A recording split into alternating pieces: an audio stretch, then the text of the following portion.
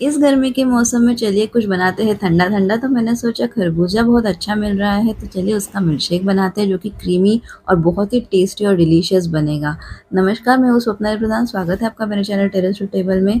तो सबसे पहले हमें क्या करना है, खरबूजा ले लेना है, उसे एकदम अच्छे से धो के पोंछ लेना है और फिर उसका ऊपर का जो हिस्सा है वो इस तरह से काट के अलग कर लेना है। फिर उसके बाद में हम ले लेंगे चम्मच और उसकी सहायता से हम एक गोल बना लेंगे, यानी कि गोल में काट लेंगे इसको और उसका ऊपर का हिस्सा भी निकाल लेंगे और सारे जो अंदर के बीज होते हैं वो बीज हमें निकाल लेने हैं।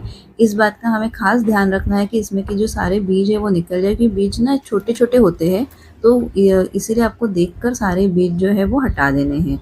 फिर जो खरबूजा है उसका जो गूदा होता है, यानी कि पल्प होता है, उसे हम निकाल लेंगे। तो चम्मच की सहायता से ही मैं इसे इस तरह से राउंड घुमा के निकाल रही हूँ।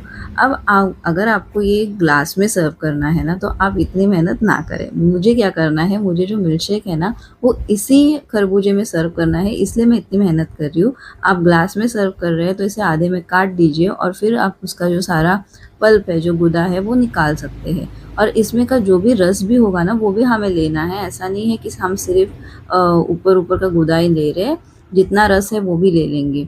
तो यहाँ पे मैंने ले लिया है एक मिक्सर का ब्लेंडिंग जार और उसमें मैंने सारा जो गूदा है उसको डाल दिया है। फिर उसमें मैं डाल रही हूँ दूध, जो कि है 2 कप यानी कि 400 ml। उसमें हम डालेंगे 1 टेबलस्पून बादाम और 1 टेबलस्पून काजू। साथ ही हम 2 टेबलस्पून उसमें चीनी डाल देंगे। चीनी आप कम ज़्यादा कर सकते हैं अपने हिसाब से।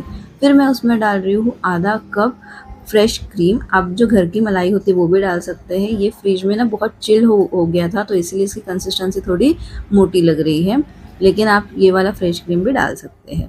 फिर उसके बाद में मैं डाल रही हूँ वैनिला एसेंस। इसकी ना 5-6 बूंदें भी काफ़ी हो जाती है, लेकिन बहुत बढ़िया फ्लेवर आता है, तो इसे स्किप ना करें। अब हम जो है ब्लेंडिंग जार को चला लेंगे, यानी कि मिक्सी चला लेंगे और फिर देखिए हमारा जो एकदम ही बढ़िया सा क्रीमी सा मिल्कशेक बन के तैयार हो जाता है, जिसको मैं सर्व कर रही हूँ उसी खरबूजे में जिसको हमने काट के इसे बनाया हुआ है। अब चाहे तो इसे ग्लास में भी सर्व कर सकते हैं और इसको ऊपर से हम थोड़े से कटे हुए पिस्ता के साथ गार्निश करेंगे, जिससे बहुत ही बढ़िया दिखेगा। और फिर उसको आप चिल ऐसे ही सर्व करिए। देखिए आपका मिल्कशेक बन के तैयार हो जाएगा और बहुत ही अच्छा लगेगा, सबको पसंद भी आएगा।